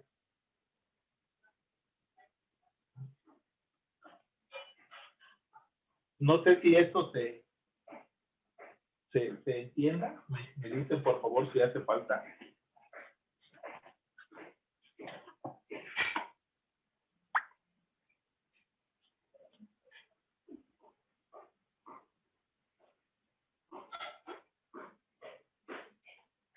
¿Aún se escucha, perdón, mi presentación? Sí. Sí, doctor. Bueno, mire, voy a tratar de mostrar esto con un dibujito. Estoy abriendo acá mi blog de notas. Permítanme.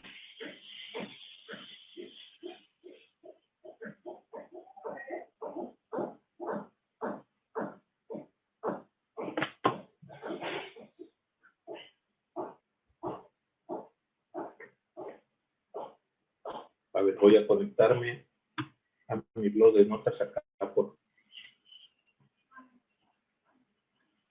internet.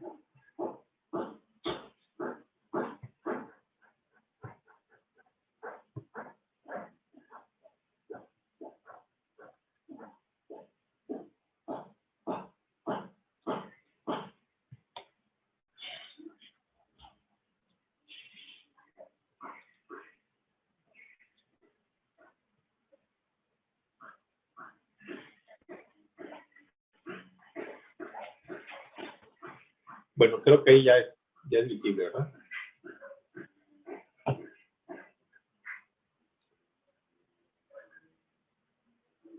A ver, tenemos unos datos de entrenamiento.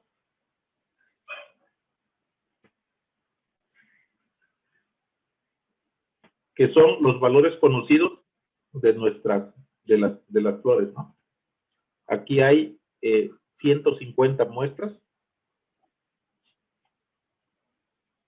que corresponden a 3 clases diferentes. La clase 1, la clase 2 y la clase 3. Lo que les comentaba es que con los datos de la clase 1 vamos a construirnos una gaussiana. Con los datos de la clase 2 nos construimos otra gaussiana. Con los datos de la clase 3 nos construimos otra gaussiana.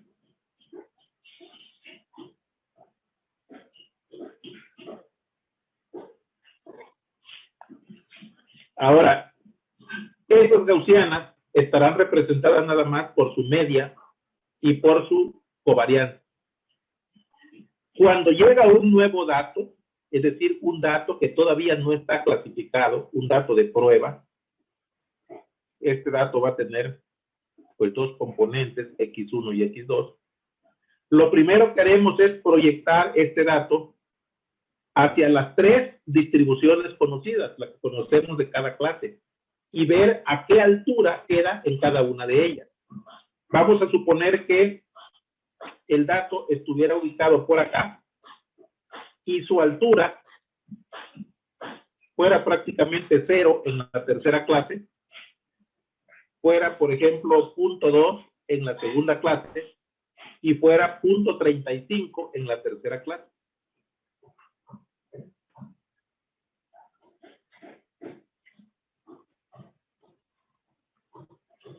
No estamos diciendo que la probabilidad sea 0, 0.2 o 0.35. Lo que estamos calculando ahí es en qué altura de la curva gaussiana queda ubicado ese dato. Estamos calculando qué tan compatible es el dato nuevo con cada una de esas 3 distribuciones. Estamos calculando el parecido o qué tan bien encaja en esas distribuciones. Estamos calculando lo que se llama la likelihood.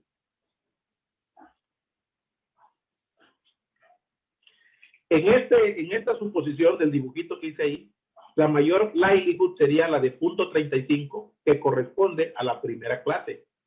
Entonces, de ahí lo que nosotros deduciríamos es que esta muestra nueva que acaba de llegar es más compatible con la clase número 1 porque encaja mejor con su distribución de probabilidad. Y entonces el resultado de nuestro clasificador sería decir que ese dato nuevo pertenece a la clase 1.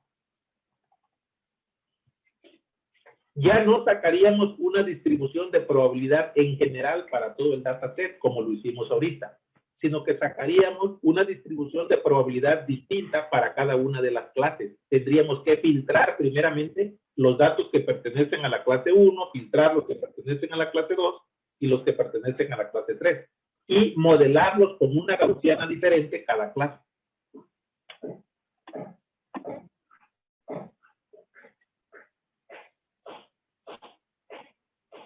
No sé si esa parte se entiende como lo he explicado. Si no me dicen y trato de explicarlo de otra forma.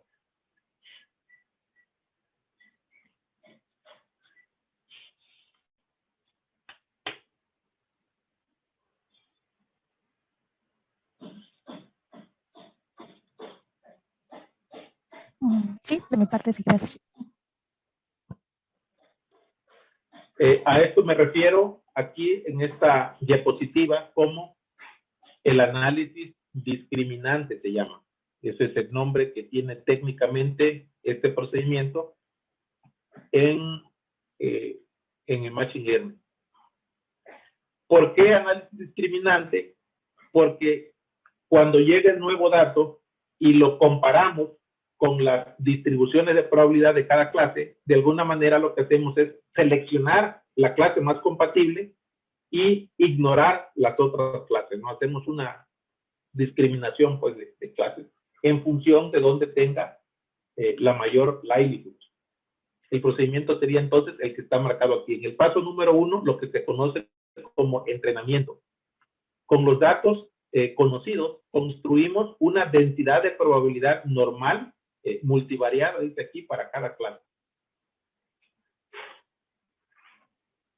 Es decir, construimos una gaussiana para cada una de las clases. Esto es lo que conocemos como entrenamiento. Los miles de datos que hayamos recopilado, los reducimos a unos cuantos parámetros. Esos cuantos parámetros son la mu y la sigma de cada distribución.